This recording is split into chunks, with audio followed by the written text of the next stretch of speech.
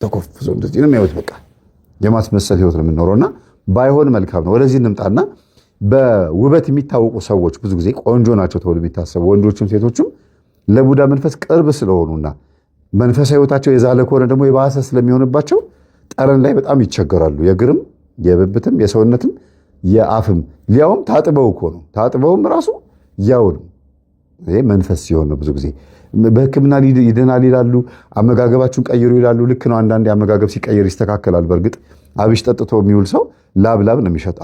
አብሽ ነው የሚሸተው ላቡ ራሱ። እንዳመጋገባችን ሊለያይ ይችላል። እንቁላል የተቀቀለ እንቁላል ሲበላ ያለ ሰው ፈሱን ሲለቀው ነው የሚውለው አይደለም። ልክ አመጋገብ ሰውነታችን ላይ ፊዚካሊ ጠረን ብዙ ሊቀይር ይችላል። ግን ሁሉ ነገር አስተካክላችሁ ምግብም ራሱ ይሄን አትብሉ ተብላችሁ አስተካክላችሁ ያው ከሆነ ጠረኑ አጅሬው ነው ነገር አለ እንላለን አይደል? እንደዛ ነው። ወደ ገጠመኙ ስንመጣ ይሄ ልጅ በእህቶቹ መካከል እንደ ሴት ሆኖ እነሱ እንደ ወንድ ሆኖ ነው የኖረው። ግን ምንም አይነት ዕውቀት ጉዳይ በተመለከተ ግን እሱን የሚያስረዳቸውና አጠገቡ መጥተው ሲቀመጡ ይንቀጠቀጣል። ሰው ሼክ ያደርጋል፣ ላበላብ ይሆናል። ከእህቶች ጋር ኖረህ ለምንድን ነው ሴት የምትፈራው? እንደው ከወንዶች ጋር ኖረህ ቢሆን ኖሮ ይሉታል። ከወንዶች ጋር ኖረህ ቢሆን ኖሮ አዎ ልክ ነው፣ ከኛ ጋር እየተጫወትክ ነው ያደግከው፣ ምንድን ነው እንደዚህ የሚያስፈራህ ይሉታል። ከልጅነት ጀምሮ እኮ ነው፣ ገና ከ6 ዓመት ምናምን ጊዜ ጀምሮ ነው እንደዚህ የሚሆነው አሉ። ሴት ስትጠጋው ይንቀጠቀጣል እና በሩቅ ሆነሽ እዛ ሆነሽ ጠይቂኝ ምናምን ይላቸዋል እህቶቹ። አንተ ስነ ስርዓት አድርገህ እህት እኮ ነኝ ሆኛ በቃ እኔ ራሴን እያመመኝ ነው ይላቸዋል። በቃ በጣም ኮንፊውዝ ይሆናል። ታዲያ ይሄ በሰላም ነው? ያው ከሴት ጋር እየኖረ ማለት ነው። የሚገርመው ነገር እናቱ እጅግ በጣም ነው የምትወደው፣ በጣም ነው የምታቀርበው። ታፋው ላይ አስተኝታ ፀጉሩ እንደዚህ እየዳበሰች ምናምን ስትቀምለው በነበረበት ጊዜ ያለውን እያስታወሰች አሁንም ና ብላ አጠገቧ አስቀምጣ ምን ስትል ምንም አይሰማውም። በቃ እናቱ ጋር በጣም ሰላም ነው። ምክንያቱም እናቱን የሚያዩበት መንገድ ይለያል። እናቱን በጣም ነው የሚወዳት። ትረዳዋለች ነው የሚሉት ብዙ ጊዜ። እማዬ ትረዳዋል፣ ችግሩ ይገባኛል የምትለው ግን እንደዛ አይደለም። አይነ ጥላን ስለምታባብልለት ነው እናትየዋ በጣም ሰላማዊ ስሜት ይሰማኝ ነበረው። ተውት እስቲ በቃ ካልፈለገ አልፈለገም፣ ሲፈልግ ቆሞ ቀር ለምን አይሆንም ትላለች እናትየው። እማዬ ይላሉ ልጆቹ፣ አባትየውም ጭምር ማለት ነው። ምንድነው መትዩ ይላሉ በተደጋጋሚ። እንዲያውም አባትየው በዚህ ነው የሚታወቁት። ልክ እናትየው ነገር ስትናገር ልጆቹ ዞር ብሎ አባትየው ነው የሚያዩት። ምን እያልሽ ነው ይላሉ። እቺ ቋንቋ አትለይም እና ቤት ውስጥ ተለመደ። አባትየው በሌለበት ሰዓት ሁሉ እማዬ ምን እያልሽ ነው ይላሉ። ይሄን ቋንቋ እስቲ ያስቡት። ምን እያልክ ነው? ያስቃላል ነገሩን ስታስቡት። የሆነ አንድ ሰው የሆነ ነገር ሲናገራችሁ ምን እያልክ ነው? ያ ሰው ንግግሩን መለስ ያደርግና አይ እኔ እኮ ማለት የፈለግኩት ይላል፣ ያስተካክለዋል። እዚህ ጋር ግን እናትየዋ ምንም አላልኩም በቃ ልክ ነኝ ድርቅ ይላሉ። አይ ይሄ ልጅ በቃ ሲያድግ ወግ ማድረጌን አላይ እኔ ወንድ ወለድኩ አልልም ይላሉ አባትየው እሱ ፊት። ተናዶ ምናምን መኝታ ክፍሉ ይገባል፣ ያለቅሳል፣ በጣም ያለቅሳል። ይሄን እንደ አንድ ያዙልኝ እሺ፣ እንደ አንድ ጠቅለል አድርጋችሁ በቃ ይሄንን በአይነ ህሊናችሁ ሳሉልኝ። ቤት ውስጥ እናንተ ቤት ውስጥ ያሆነ ወንድ ልጅ ቢኖር ብላችሁ አስቡና እንደዛ ያዙት። አሁን ይሄ ልጅ በትምህርቱ ጎበዝ ስለሆነ የአንድ ትልቅ ድርጅት ያው ይሄ ነው ብዬ መናገር አልችልም። የአንድ ትልቅ ድርጅት ልናገረው ባንክ ነው በቃ ምንም ችግር የለውም። የባንክ ምክትል ማኔጀር ሆነ ገና በ24 ዓመቱ። በጣም ጎበዝ ነው በትምህርቱ ምናምን በማዕረግ ነው፣ ሰቃይ ነው። ልክ እንደጨረሰ ትምህርቱን ስራ አገኘ። ውጤቱ የሚገርም ነው። ከዛ መኪና ተሰጠው፣ ተበድሮ መኪና ገዛ እና መኪና እየዘወረ እህቶቹን ያደርሳቸዋል ይላል። እየለመደ መጣ ምናምንና የሆነ ጊዜ ማታ ላይ ወደ ዋናው ታሪክ አሁን ወደ ዋናው ገጠመኝ ልገባላችሁ ነው። የሚያስቀው ከዚህ ሰዓት ጀምሮ ነው። ማታ ላይ በመኪና የባንክ ስራውን ሰርቶ ጨርሶ ወደ ቤቱ እየመጣ እያለ ፖሊስ አለችና አስቆመችው። ምን ይፈራል ብያቸዋለሁ? ፖሊስ፣ ሴት ፖሊሶች በአጠቃላይ ፌዴራሎች ምናምን ወይም መከላከያዎች ሊፍት ይጠይቃሉ። በነፃ ነው የሚወሰዱት። ታውቃላችሁ አይደለ? የሀገራዊ ግዳጅ ነው፣ የሾፌሮችም ግዳጅ ነው። ከቸኮላችሁ የሚከለክላችሁ የለም። ይቅርታ ብላችሁ ታልፋላችሁ። እንዲያውም ምን ይደረጋል? ትክክለኛ እንግዲህ ሾፌሮች በዚህ አጋጣሚ እንድትለምዱ የምፈልገው የተለመደው ነው። እንግዲህ በልጅነቴ አባቴም ወታደር ሆኖ አልፏል፣ ሾፌር ሆኖ አልፏል። ብዙ ነገር ያሳለፈ ሰው ነው አባቴና ፖሊሶች ሊፍት ሲጠይቁን በጣም ቸኩለን ከሆነ ፍሬቻ አብርተን ወይም ደግሞ ክላክስ አድርገን እናልፋለን። ይቅርታ ማለት ነው። እንዲህ ችግር የለውም ይላሉ። የምንቆምላቸው ደግሞ ጥግ ይዘን እንቆማለን ነው የሚለው አባቴና ይሄ ልጅ ይሄንን አያውቅም፣ ምንም አያውቅም። እንዲህ ብላ ስታስቆመው ጊዜ ተንቀጠቀጠ፣ ሰውነት የተንቀጠቀጠ አለ። በቃ ዳር ላይ አምጥቶ አቆመና ከመኪና ወርዶ ምን አድርጌ ነው እኮ ምንም መሀል ላይ እኮ ነው እየሄድኩ ያለሁት ብሎ ሲላት ጊዜ ቀጥ ብላ ሳቀችና ኧረ ቀልድ በጣም ደስ ይላል። ዛሬ ደግሞ ከመኪና ወርዶ በቀልድ ግቢ የሚለኝ ሰው ነው የመጣው ማለት ጊዜ ምንድን ነው ምናምን አለ። ምን ሆነ ነው እንዴ? ታረጋጋ የምር ነው እንዴ አለችው። እኔ እኮ ምን አጥፍቼ ነው ብዬ እኮ ሰውነቱ ተንቀጠቀጣለች። ከዛ አንተ ምን ሆነ ታረጋጋኝ፣ እኔ እኮ ሊፍት ፈልጌ ነው ሊፍት ነው እንዴ ያለና ከኋላ በር ከፈተላት፣ ገባች። ከዛ እሱም ገባ። እንዴት ብሎ ይንዳው መሪው እንደዚህ እንደጨበጠ ይንቀጠቀጣል ሰውነቱ።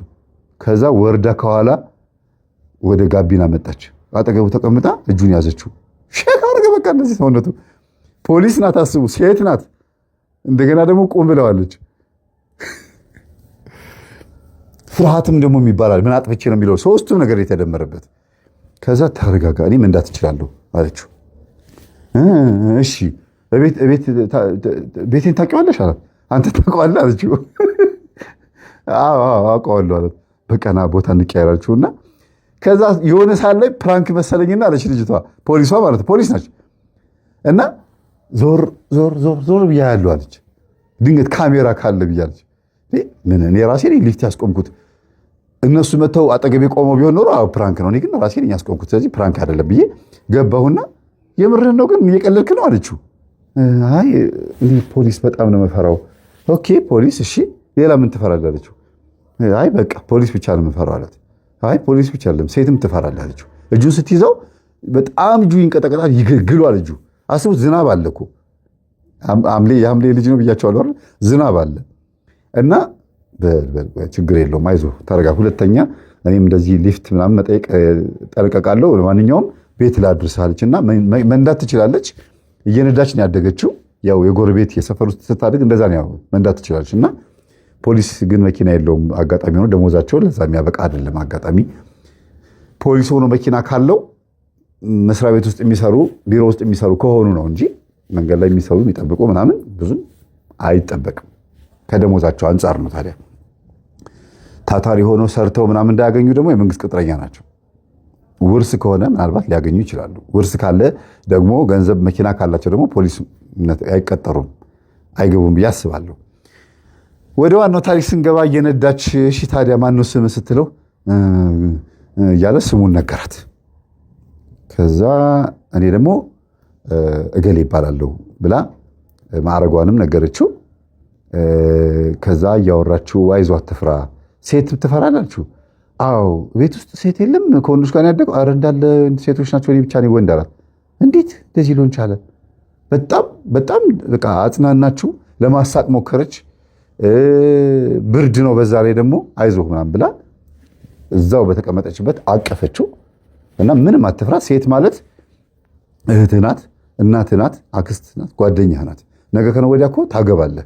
ምንድነው ስራ አለችው። ምክትል የባንክ ማኔጀር ነኝ አለ። አንተ አዎ እንዴት ነው ዩኒቨርሲቲ ተምራለህ አለችው። አዎ እንጃ ብቻ እኔ እንዴት ተማርክ ስትለው ጊዜ እንደዚህ ነው በቃ የተማርኩት፣ ሴት ጋር ላለመቀመጥ ጥረት እያደረኩ እየተሳቀብኝ ነው ያደግኩት አላት። አይዞህ በቃ እኔ አስለምድሃለሁ፣ ስልክ እንለዋወጥ፣ ችግር የለም አትፍራሽ አለችው። ስልክ እሺ ይሻለና ስልክ ሰጣት። በእርግጥ ግን እንዳትደውይሽ አላት። እንዴ ስልክ ቁጥር ሰጠኝ እኮ ስትለው ጊዜ ሰጠውሽ እንዴ ብሎ ደግሞ ዝም ይላል። ለምንድን ነው የማልደውለው? ምን ችግር አለው? እንዲያውም ስራ ላይ ምናምን አንዳንድ ጊዜ መጥፎ ነገር ሲያጋጥም ወንጀል ሲያጋጥም ደውልልኝ። የት ነው የምትሰራው አለችው። እገሌ ባንክ እዚህ ቦታ ምናምን ብሎ ነገራት። ከዛ እንዳትመጪ እሺ አላት። እሺ አልመጣም አለችው። ግን ደውል ስትፈልግ የሆነ የሚያጋጥም ነገር ካለ ደውል አለችው። ከዛ እቤት አደረሰችው። ክላክስ አደረገች። በር ተከፈተ፣ የግቢ በር ይዛ ገባች። ከመኪና ዱብ ብላ ስትወርድ እናት በመስኮት በኩል እንግዲህ የቤት መጋረጃ ምናምን አለ አይደለ? ምንድን ነው የሚባለው? በመስኮት በኩል ወደ ውጭ ወደ በር ያሳያል አይደለ? ዛሬ ደግሞ ምንድን ነው አሉና ደነገጡ። ፖሊስ፣ የእሱ መኪና ፖሊስ እየነዳ መጣ። ልጄ ምን ሆነ? እስኪ ውጡልኝ እስኪ ያሉ መነሳት አቅቷቸው እንዴት ነው ያሉና ግር ብሎ ሲወጡ እሱ በዛ በኩል እየወጣ ነው። እማዬ የምትነዳው ፖሊስ ናት። እሱ ደግሞ በዛ በኩል እየተንቀጠቀጠ ኑ ግቡ በላቸው ዝናቡ ደበደባቸው። ገቡ። በአይኔላችሁ አስቡት ብቻ እንዴት እንደሚገቡ ኢማጂን አድርጉት። ገቡ። እሷ ልጅ ቀድማ የገባችው ፖሊስ ና እያለች ይዛው ገባች። ምንድን ነው ፖሊስ ምንድን ነው አሏት። ፖሊስ አይደለም ስሜ አለችና ስሟን ነገረቻቸው። ኦኬ ይሻሉና በስሟ ጠራት። ደንግጠው እኮ ፖሊስ ምንድን ነው አሏት። ከዛ ገባች። ማዘር ደህና ናት እግዚአብሔር ይመስገን። እንዴት በሴት ተከቦ ሴቶች በሴት የተከበበ ልጆ እንዴት ሴት ይፈራል? እኔን እየነዳሁ የመጣሁት እኔ ሊፍት ፈልጌ እንደዚህ ብዬ አስቆምኩት፣ ግን ፈርቶ መንዳት አቃተው። አይ ልጄ ፖሊስ ባትሆን ኖሮ እኮ በቃ ጉድ ሆነ ነበረ። ለማንኛውም እግዚአብሔር ይስጥሽ ተባረኪ። አረ ችግር የለውም በሉ ሻይ አፍሉላት ምናምን ተባለ። ሻይ ተፈላ። ኮፍያውን አውለቀሽ ቁጭ ታደረገ። ከዛ ተረጋጉ። ቴሌቪዥን ተከፈተ። እሱም ሄዶ ሹራቡን ቀይሮ መጣ። ለእሷም ሹራብ አመጡላት እህቶቿ። ነገ ችግር የለውም እንደዋወልና ሹራባችን ትሰጭናለሽ አሏት። ችግር የለውም ብላ ልብሷን አውልቃ የእነሱን ቀሚስ ለብሳ ልብሷን በፌስታል ከታ ነው ወደ ቤት ሄደችው። ወደ ቤት ልትሄድ የነበረች ሴትዮ ማለት ነው። ከዛ ግን እኔ የምነዳው አለ። በቃ አሁን ተረጋግቻለሁ ራሴ አደርሳታለሁ አለ። ታደርሳታለህ አሉት። ወንድማችን ምናምን ብለው አጨበጨቡለት። ለመጀመሪያ ጊዜ ፖሊስ የፈራበት ቀን፣ ፖሊስ የደፈረበት ቀን፣ የደፈረበት ስላችሁ ለመጀመሪያ ጊዜ ብቻውን በፖሊስ መጣ። ከፖሊስ ጋር ብቻውን ሄደ። ሲመለስም እንደዛ ነው የሚመጣውና የወንድሜ መጨረሻ ማየት አለብኝ ብላ አንደኛዋ እቺ ወንዳ ማለት ነው በጣም ነው የምትቀርበው፣ ተወደዋለች፣ በጣም ነው የምታከብረው። ባይዘው ወንዳ ወንድ ብትሆንም ብትሰድበው ምንም ብትለው ምናምን ብላ እንደዚህ ቅፍ አድርጋ ምናምን ትንሽ ትኮረኮመዋለች። ግን አስቡት ፊዚካሊ ይበልጣታል፣ በአስተሳሰብ በእውቀት በምንም ይበልጣታል። እንደ ታናሽ ወንድም ግን ፈሪነቱ በታች አድርጎታል። እና አብራ ከፖሊሷ ጋር ሄደችና ይገርምሻል እኔ ነኝ ቤት ውስጥ ወንድ እሱ በቃ እንደዚህ ሆኖ ነውና በቃ ምንም ወንድማችን በቃ ብቻ በትምህርቱ ጎበዝ ነው፣ ምርጥ ልጅ ነው እና ምን ይሻላል ፖሊስ የተወሰነ እስር ቤት ገብቶ ትንሽ ይታሽ እንደ ምናምን ያለቻት እስር ቤት እኔ በቃ እዚህ ጋር ወርጅልኝ ፖሊስ እዚህ ጋር ወርጅልኝ ምናምን አለና አስወረዳት። የሆኑት በሌላ ራይድ ሸኛት። እህቱ እየሳቀች ፖሊሷ እየሳቁ ማለት ነው። አረ በእናትህ ሸኛት ስትለው ጊዜ አይ ልውረድለት በቃ ጥሩ አይደለም ከዚህ በኋላ አደጋ ያደርስብናል አለቻት። እና አንቺን እጅ መኪናውን አለቻት። እኔ መንዳት አልችልም፣ እኔ መንዳት የምችለው ቡሌ ነው አለቻት። ቡሌ ነው መንዳት የምችለው አለች። ከዛ የሆነ ሆኖ ብቻ ይሄ ልጅ ፖሊሷን አስወርዶ በሌላ ራይድ ሸኝቷት እዛው ቆመ ማለት ነው። ሸኝቷት ተመልሶ ወደ መኪናው መጣ፣ እየነዳ ወደ ቤት ገባ። ከዛ ለእናቷ መታ ተናገረች። ከመንገድ አስወረዳት። እስር ቤት ይግባዊ ብዬ ስናገር እስር ቤት ምናምን ብሎ ደንግጦ አስወረዳት ምናምን ብላ ስትናገር ሳቆበት። በዛ ቀን ትንሽ የሆነ ነገር ለቀቀኝ አለ። ሪላክስ አደረግኩ አለ። በቃ ማለት ፖሊሶች ግን አያስፈሩም እንዴ ምናምን ብሎ መጠየቅ ጀመረ። ዝም ብለህ እኮ ነው ምናምን አሉት። ተጨዋወቱ፣ ነገሩ አለፈ። አስቡት እንግዲህ ፖሊስ ይፈራል፣ እንደገና ፈሪ ነው፣ በዛ ላይ ደግሞ አይናፋር ነው። እነዚህ ሶስት ነገሮች ወሳኝ ነገሮች ናቸው። እና ስራ ቦታ መጣች፣ መለያዋን ለብሳ ምናምን አለች። ቢሮ ገብታ ጓደኞቹ ምን ችግር ገጥሞት ነው ብለው መጥተው በር ላይ እንደዚህ ያዩታል። እዛ ባንክ ውስጥ የሚሰሩ ሰዎች ደግሞ የግል ባንክ ነው፣ ብዙም ያን ያክል ከስተመር ስለሌለ ወሬ ለማየት ሹክ ብሎ መጡ እንዳለ። ከዛ መጣ ቁጭ አለች። ሰላምታ ሰጥተው ቁጭ በይ ምናምን ማለት እንዴ እንዳትመጪ ብዬሻል ነበር አላት። ኖ ዛሬ ከኔ ጋር መሄድ አለብን፣ ስራ አስኪያጅህን ዋናው የበላይህን አስፈቅጃለሁ አለችው። ምንድን ነው ያስፈቀድሽው? አይ በቃ ዝም ብለህ ና እንውጣ፣ እኔ ነግሬዋለሁ፣ ምን ሄድበት ነገር አለን አለችው። እንዴ ምንድን እኮ በጣም ነው የምፈራው። አይ ከዛ ይዛው ሄደች። በጣም ነው የሚገርማችሁ። እንደው ይሄንን ነገር ፊልም እንትና ቢኖር ይሰራው ነበረ። ባባ ቢኖር እኔ እሱ ነበር ይሄን ፊልም አድርጎ መስራት የነበረበት። ማርያምን ስለሚችልበት ኮሜዲም ምንም ሆነ መስራት ይችላል። ወታደርም ሆኖ ሰርቷል። ይዛው ሄደች። አስለበሰችው የወታደር ልብስ፣ የፖሊስ ልብስ አስለበሰችው። ዛሬ አብረህ ነው የምትሰለጥነው ምናምን አለችው። በጣም ደነገጠ፣ ሳቀ፣ ሪላክስ አደረገ። ፖሊስ የሚባል ነገር በፍጹም በቃ መፍራት ማቆም አለበት ብላ አብሯቸው እንዲውል አደረገች። ለሳምንት ያክል ነው ያስፈቀደችለት። ለካ ሳታውቀው ወደዋለች ብቻ አይደለም፣ በጣም በጣም አሳዝኗታል። ፍቅር ምናምን ሳይሆን ያስቃል። ፈሪ ሰው ማላመድ ያስቃል። በነገራችን ላይ ከእነሱ ጋር አብሮ አንድ ሳምንት ያክል መቆየት እንዳለበት ስትነግረው ከስራ ወጥተህ እዚህ ነው የምትመጣው ወደ ቢሮ እንዳትገባ ስትለው ግዳጅ ነው አላት። አዎ ግዳጅ ነው። እናትህን ማናገር ያለው ስራ አስኪያጅ ነው፣ ዋናው ስራ አስኪያጅ ማናገር ያለው። እሺ ያለ ከዛ ይመጣል፣ ቢሮ ይቀመጣል፣ አብሯት ይመጣሉ ይላሉ፣ ወረቀት ያመላልሳሉ፣ አብሯት ይወጣል፣ ይገባል፣ ወደዚያ ወደዚህ ይሄዳል። ለጥበቃ ሲወጡ አብሯት ይወጣል። እና የፖሊስ ልብስ አለበሰችው። ከግቢ ግን ለብሻ አልወጣም ማለት ኧረ ለብሰማ መውጣት አለባለችው። ኖ በፍጹም አላደርገው ማለት። እንዲህ እያሉ እየተቀራረቡ በጣም ተላመዱ ማለት ነው። አስቡት፣ የሚፈራው ፖሊስ ነው። ፖሊሷን ቀረባት። ደግሞ ፈሪ ነው። እንደገናም ደግሞ አይናፋርም ነበረ። ደግሞ አይናፋርነቱን ገፈፈችው። በስንት ነገሩ መሰላችሁ ይሄ ነገር ያስተካከለችው? በ5 ነገር። አሁን ወደ ዋናው ልመጣላችሁ። ሁለተኛ ዋና የሚባለው ነገር አንደኛ ፖሊሲቲ የኛ ትምህርት ተከታታይ ናት። ፖሊሲቲ በእውነት ጀግና። በአንድ በኩልም ሴትነቷን አስከበረች፣ እንደገና ፖሊስነቷንም። ከዛ ቀጥሎ ደግሞ የመናፍስት አሰራር ምን እንደሆነ መኪና ውስጥ ለአንድ ሳምንት ራሱ ያስፈቀደችው ለዛ ነው። እና መኪና ውስጥ ገጠመኝ እንዲያዳምጥ የመምህር ግርማን ትምህርት እንዲሰማ መሀል ላይ የነገርኳችሁ እንግዲህ ለዚህ ነው አውቄ ሰብር የገባሁት። እንዲሰማ አደረገችው። አይነ ጥላ ምን እንደሆነች 6ቱን የአይነ ጥላ ምንድን ነው የሚለውን ትምህርት መጀመሪያ የዛሬ 8 ዓመት የለቀኩትን ማለት ነው በደንብ አድርጋ አስደመጠችው። ይሄ ሁሉ የሆነው መቼ ነው? የዛሬ ዓመት ከ6 ወር ሆኖታል ኦልሬዲ። ከዛ ይሄ ልጅ ገጠመኙን እያዳመጠ አይምሮ ተቀየረ። አይምሮ መቀየር በሁለት ነገር ነው። አንደኛ ነፍሴን አዳንሹ እና ይሄ ሰይጣን የሚባለውን ነገር እማቀው ሰይጣን በሚለው ስሙ ብቻ ነው። ቤተክርስቲያን ሄጄ ሰይጣን ምን እንደሆነ አልተማርኩም። በሰርች አድርጌም ሰይጣን ምን እንደሆነ ማወቅም አልቻልኩም። እንደገናም ደግሞ ምን እንደሆነ ለማወቅ ጥረትም ያረኩበት መንገድም የለም። በማህበራዊ ሚዲያም በመጽሐፍም በሌላ ጉዳይ ሰውም አልጠይቅም ማለት ከመጠየቅ ከማውራት ይልቅ ዝም ብሎ ማዳመጥ ይወዳል። እና መጽሐፍቶች ናቸው ጓደኞቹ። ከዛ ሁሉ መጽሐፍት ግን ይሄን ነገር አለማወቁ ራሱ አይገርማችሁ? ሰይጣን መርጦ ነበር የሚያስነብበው ማለት ነው። እና እቺ ልጅ ይሄን ትምህርት ማታ ይደውላት፣ ለከሌሊቱ 6 ሰዓት ይደውላታል። ጠዋት ይገናኛሉ፣ ካፌ ይገባበዛሉ። ከዛ እሷም አስፈቀደች። በቃ ገባቸው፣ ስራ ቦታ ላይ የዓመት ፈቃድ እንደሚያስፈልጋት ገባቸውና አብረን ጸበል እንሂድ ብላ ጸበል ይዛው በመኪና አንዴ ሽንቁሩ ሚካኤል፣ አንዴ ዘንዶ አስራባታ ማርያም፣ አንዴ ቃጥላ ማርያም፣ አንዴ ምናምን ታዋቂ ቦታዎች፣ እነዚህ ሰው ይሄድባቸዋል ተብሎ የሚታሰቡ ቦታዎች ላይ ሄደች። የመምህር ግርማ ጉባኤ ሲመጣ እዛ ትመጣለች።